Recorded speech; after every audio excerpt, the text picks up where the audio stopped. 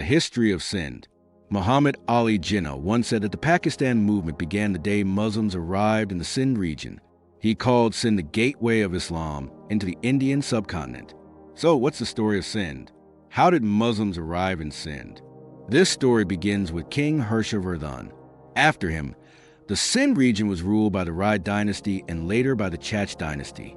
The Chach dynasty, 632 AD, 712 AD. The Chach dynasty was founded by King Chach, followed by King Dahir, who ruled from 663 AD to 712 AD. During their reign, Arabs attacked Sindh 15 times, including both land and naval assaults. However, the Arabs lost 14 out of these 15 battles. The Arabs' background. At the time, the Rashidun Caliphate ruled the Arab world. This was the same caliphate that had defeated the Sassanid Empire and conquered Persia. After the Rashidun era, the Umayyad Caliphate took over in 660 AD, with several rulers leading its expansion: Hajjaj bin Yusuf and Sindh.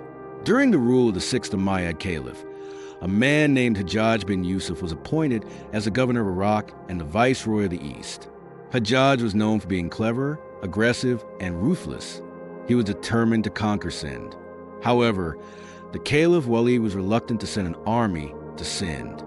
The Caliphate had already suffered heavy losses there, draining money and resources. Sindh was far from the Caliphate's center, separated by a vast desert. These challenges made the Caliph hesitant. Hajjaj's clever plan. Hajjaj needed a reason to convince the Caliph to approve an attack. So he used two key incidents. One, the Alafi affair. King Dahir had once taken the help of an Arab warrior named Alafi in a battle against King Bod of Kannauj. Alafi and his 500 soldiers had been exiled from the Umayyad Caliphate. Two, the pirate attack. Around the same time, the king of Sri Lanka had sent a ship to western Sindh, allied with Qasim against Dahir. The Battle of Aror, Dahir versus Qasim. This was a decisive battle. Fun fact, the Punjabi Aror community gets its name from this ancient city, Aror. Dahir's ministers advised him to flee and seek refuge with an Indian king rather than face the Arabs. But Dahir refused, saying, "Tell the Indian kings that I stand as a wall between them and the Arabs. If I fall, no one will be able to stop the destruction that follows." During the battle, Alafi's men secretly switched sides and revealed Dahir's war strategy to Qasim.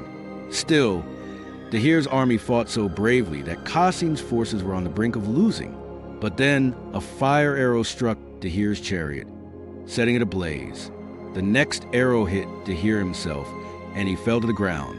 Seeing their king fall, Dahir's army lost morale, and Qasim emerged victorious. Dahir's daughter's revenge. Dahir's wife, Lady, escaped in the forest, but Qasim captured his daughters, Surya Devi and Paramal Devi. The princesses were sent to Caliph Walid for his harem. When the Caliph met them, he was mesmerized by their beauty. But then, the princesses told him, "Muhammad bin Qasim assaulted us on the way here." Enraged, the Caliph immediately ordered Qasim's execution. After Qasim was killed, the princesses revealed, "We lied. We only wanted to avenge our father's death." The Caliph, furious at being deceived, ordered the execution of the princesses as well. Jayasaya's retribution. A few years later, Dahir's son Jayasaya and his mother raised an army. They allied with Baparaval, the king of Chittor, and launched an attack against the Arabs.